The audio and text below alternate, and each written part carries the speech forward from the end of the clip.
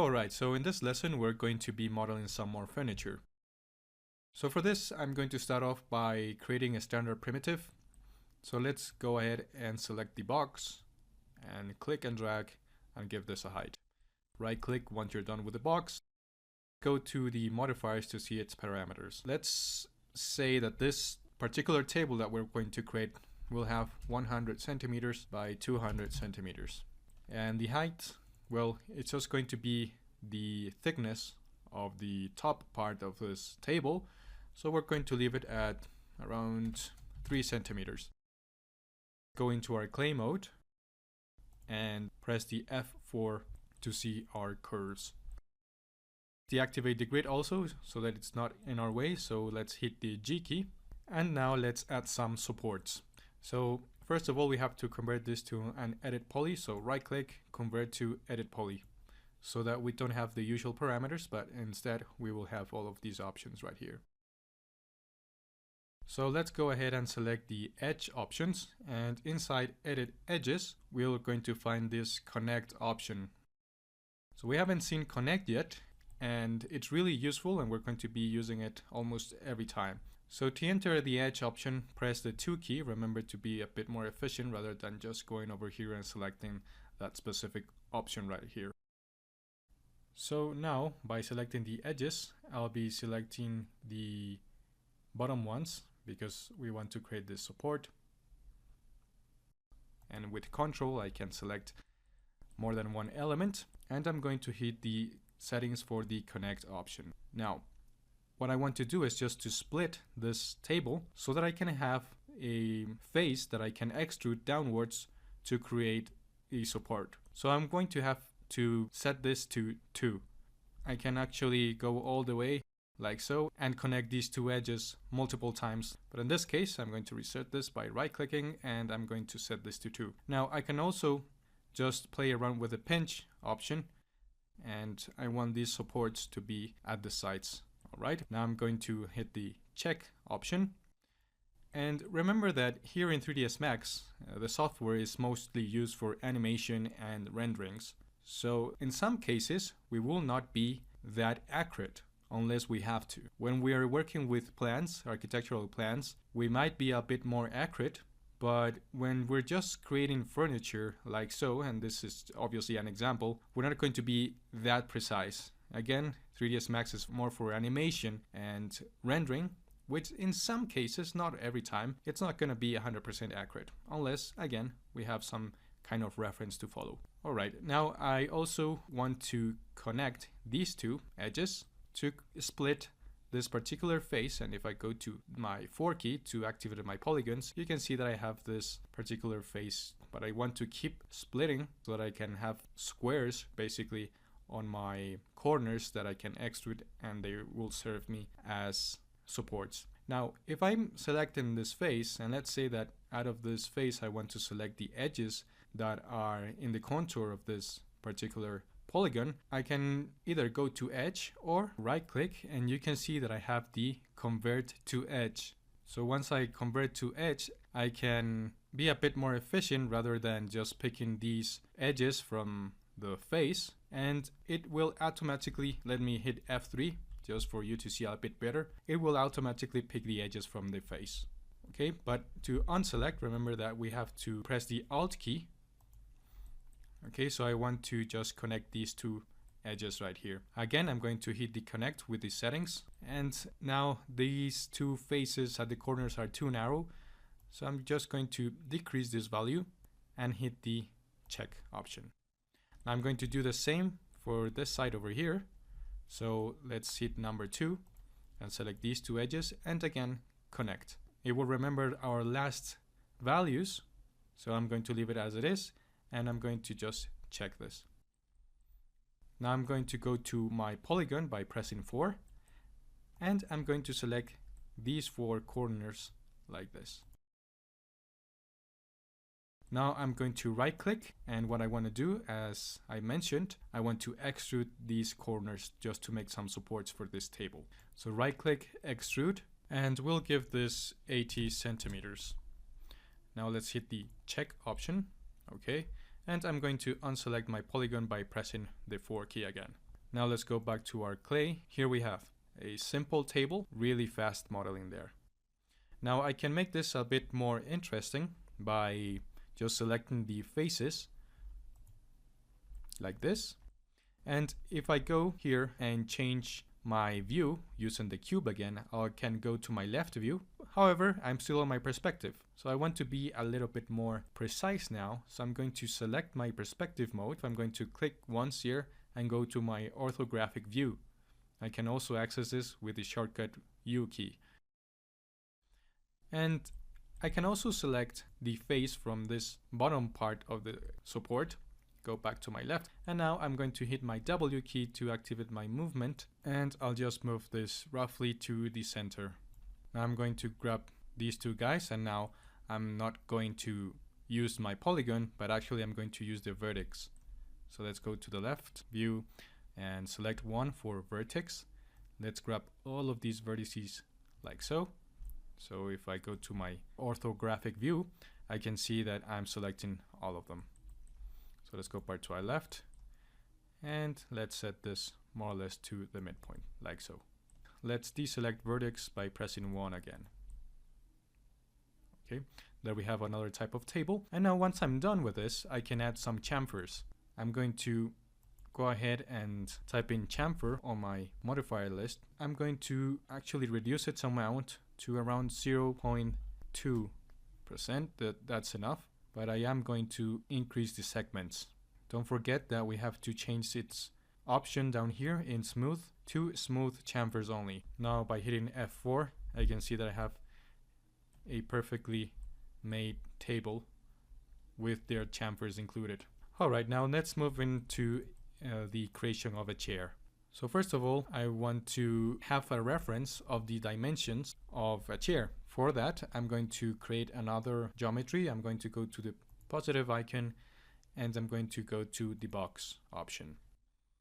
So let's just create a random box because we can alter the parameters in a custom way. So let's go to our modify option, and I know that a chair more or less has 40 centimeters by 40 centimeters in length and width. So I'm going to type in 40 in length and 40 in width. So the first half of the chair, it's roughly 45 centimeters. So the top part, we're just going to have to do it in a different way. I'm going to right click and convert to editable polyp. And now I'm going to select my number 2 for edge because I want to connect this edge with this one over here. So let's grab this with the control and select the connect option. Now I'm going to move this connect all the way over here, just to have an idea of where my top part of the chair will be. Now I'm going to select my polygon with number 4, select this face, and right click, extrude. Make sure that you're actually clicking on this box right here, which is the settings, and we're going to type in 50 centimeters. And let's press the check. So there's my really simple chair. I'm going to duplicate this geometry. I want to do that because I want to create another type of chair, a more curved one. So let's hit the shift key and hold it, and let's drag it with my X axis. And I'm going to create a copy. You already know what an instance is, so we're just going to create a copy and hit OK. Now let's go to our front view, and let's actually move this over here, or we could actually just right click and hide unselected so that we can isolate this particular chair. Okay, so the next step is that we're going to be using the splines for this smooth design. I'm going to hit on my plus icon, and the splines, remember that they're found on the shapes tab. Now I'm going to grab my line. Now one thing to keep in mind that we already know that we can just click and drag to create a smooth curve. Right click once you're done. It's not that smooth because the interpolation is a little bit off, so let's go to our modify. Let's collapse all of these tabs, and inside interpolation we can just type in 100, and then we can go inside the spline and select the vertex, and we can just play around and get this a little bit better, like so. However, we can either do that, or we can create some kind of polyline, which is a more straight line, by going into line again, and I'm going to just create the base here, and by holding shift I can just snap it to 90 degrees. So I'm be holding shift like so, and right click. Now if I press 1, I can also start selecting my vertices, collapse the interpolation, and go to my geometry tab. Inside geometry we're going to find this fillet option. So if we increase the value while selecting these vertices, we can smooth them out like this. Okay, I can start stacking some modifiers. So either this chair or this one. Let's start with this one. And because this one was just a very draft one, so I'm going to just select this one, give it an extrusion. So for this, I'll just look for extrude. And here I have the amount. Let's just increase the amount to around 50 centimeters. All right. And you can see that the number of segments also can be changed to create a smoother chair. Now 50 is a bit too much, so let's go to 45. And remember that for this one, we didn't actually use our reference dimensions. So let's go back to our front view and let's just place this geometry over here. Let's press F3 to make it a see-through or a wireframe mode. And by going back to our line and pressing on the vertex, we can change these again. So let's just select all of these, just move them all the way over here just to match our reference, and this guy too. So remember to be a bit more precise. Now I can just select my snap by pressing S, and remember that if we right click, make sure that in options we have the enable axis constraints on. This way I can only choose one of my axes and not all of them will be chosen. So let's just pick the X and let's just snap it to the top vertex like this. So once you see that this line has a crossed diagonal line there, it means that it's going to snap to that particular vertex. And now also this one, let's just snap it to the one over here. And I'm going to grab all of these, and actually just the top ones, and drag them on my Y axis. So now we're back on track. Now we can take this one out of here. Also appreciate that we're not doing a very good job here in the smoothing. So let's select the vertice and let's drag this over here like this. We can also play with the options. So let's go back to vertex, and here with the Bezier option here, we can just be a bit more careful with this. Also down here, something's going on.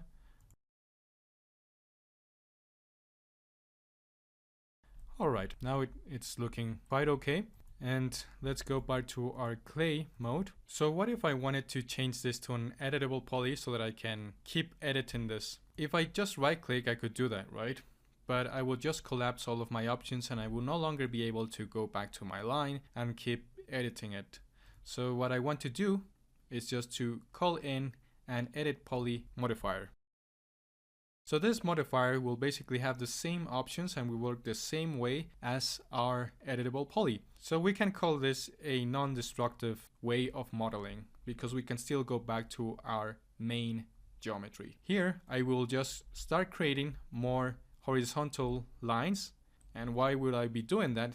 Because I'm going to be using the FFT 2x2 modifier.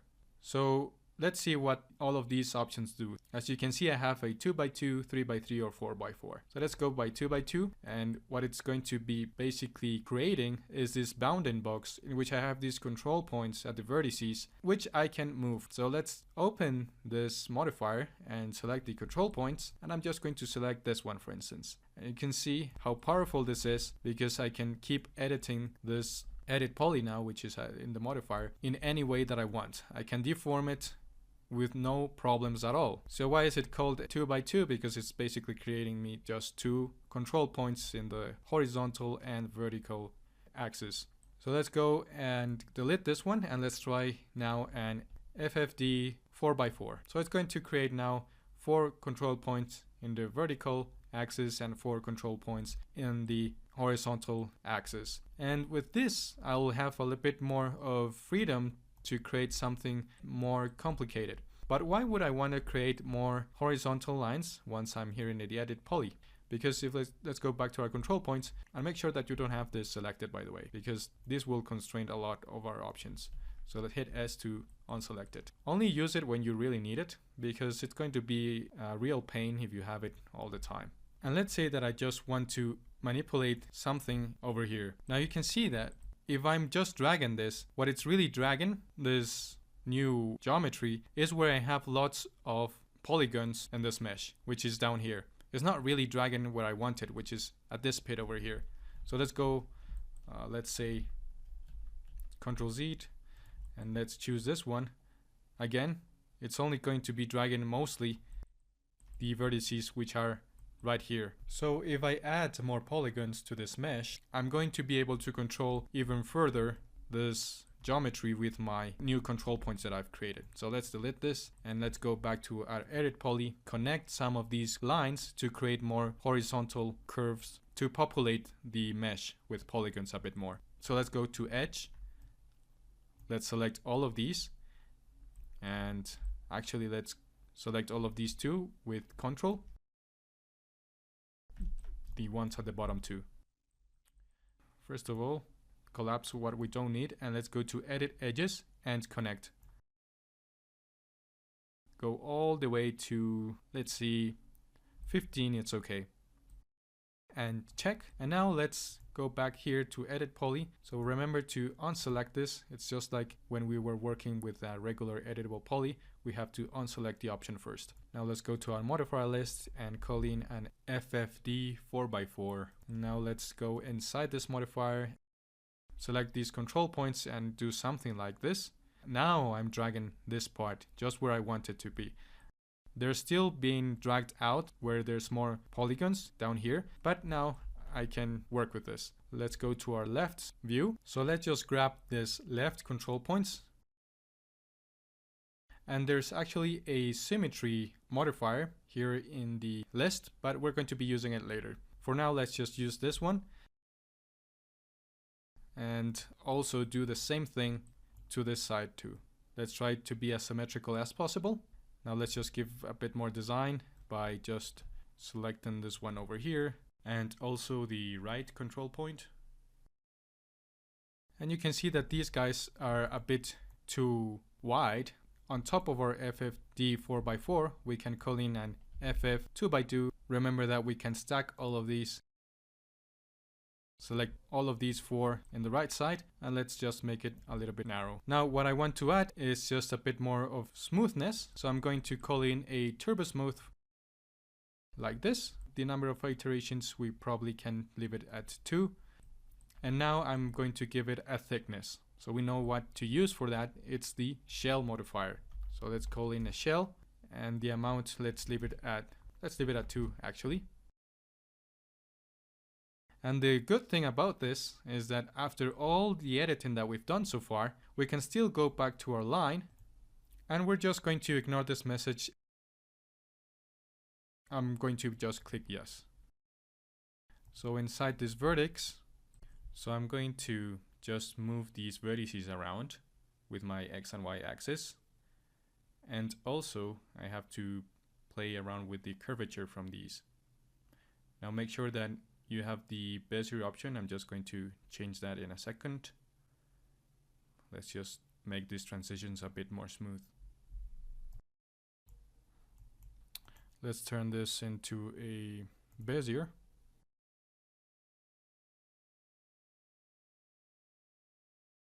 Like so. And also this one over here. I'll just drag it all the way out. And this one too, all the way out here. Play with this just to make it a bit more smooth. And now I can also join these two vertices so that they can become one to lift this straight line out. So I'm going to select both of them. And here inside geometry, I can see that I have this fuse option, and the fuse option will take these two vertices and they're going to be joining them together, but not welding them. So they're just going to make it closer to each other. So to make them one vertex, I'm going to click on weld. Now if I pick it, you can see now that they're working as one. So I did this to have more control over the smoothness of this chair. So I'm going to right click and convert to Bezier so that I can control the option right here. So we see a big error here, and just by hiding the edit poly, we can get rid of it. So this is the problem when you're just stacking one on top of the other. One modifier might be causing an error, so that's why it's sometimes better to just collapse them into an editable poly and then start from there. So in this case, the edit poly was the one that's making this error here. So we have way more vertices here than at this side, and this was done by our edit poly, just an error of it. So no worries, we still got our result right here. And again, this might be a little bit too high because obviously who would sit in this angle? So let's go back to our vertex and let's just move this down here.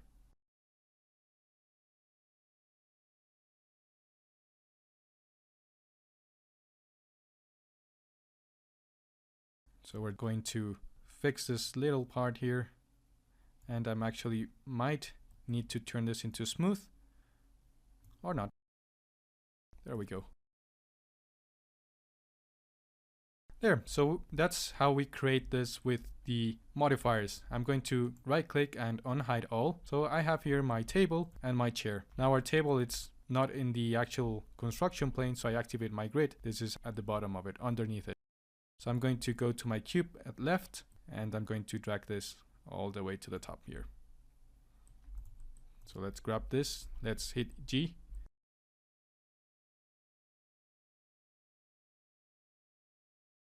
And let's unselect the snaps toggle because it might cause some lag. So deactivate this. Let's hit the E and actually turn on the angle snap, rotate this 90 degrees, and again, let's pick the W for our movement.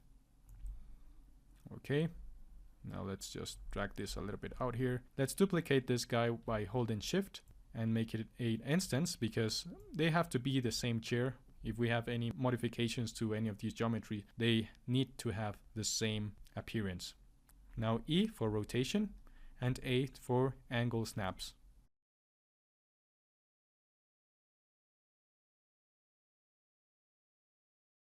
There we go. Hit the W just to move it, and let's place the chairs nicely here. Control to select multiple items, and now Shift to duplicate them as an instance too. Now this angle right here, I don't like it, so I'm going to go back to my vertex and I'm going to collapse these two. I'm going to fuse and weld, so let's go to fuse and then weld. Okay, drag them like so. Because all of them are instance, you can see that all of my chairs are changing at the same time. There we go, that's better. Let's see our poly count. There are 1.5 million, which is not bad. Now, about this chair here, the one thing that we could do is to create a bridge from one side to another, and we're going to have a good looking chair. So let's do this. I'm going to go for my polygon and grab these two, F4 just to show the lines to be a bit more precise, and inset. Right click and inset, and I'm going to inset them by 5 centimeters. Now we have a problem here. No worries, we will fix that in a bit. I'm going to check this and let's go to our F3 mode and see what's going on. So the problem is that this vertice from the vertical line is ending up over here and it's overlapping with this other line over here. So let's quick fix that, and the problem obviously there it's the vertex, so let's go to our vertex option. Let's pick these two. Let's go to our edit vertices. Move them together like this and make sure to place the S just to snap them to each other. So in this case, because it's not a spline, it's actually an edit poly, we do not have the fuse option. It's the way it works, so we're going to select both of them and just click weld. Now inside the settings, we have this weld threshold. So the smaller that it is, the more precise it's going to be. So I'm going to just type in 0.01 and check this. Now I'm going to weld it again, and I'm going to do the same thing with this side. So you can see the error here. Now I'm going to snap it to this one. Or actually we're doing it the wrong way. We actually took this one and snapped it to this one over here. So make sure that you have your snaps on so that we can snap really precise to this vertex right here. Let's select both of them and weld.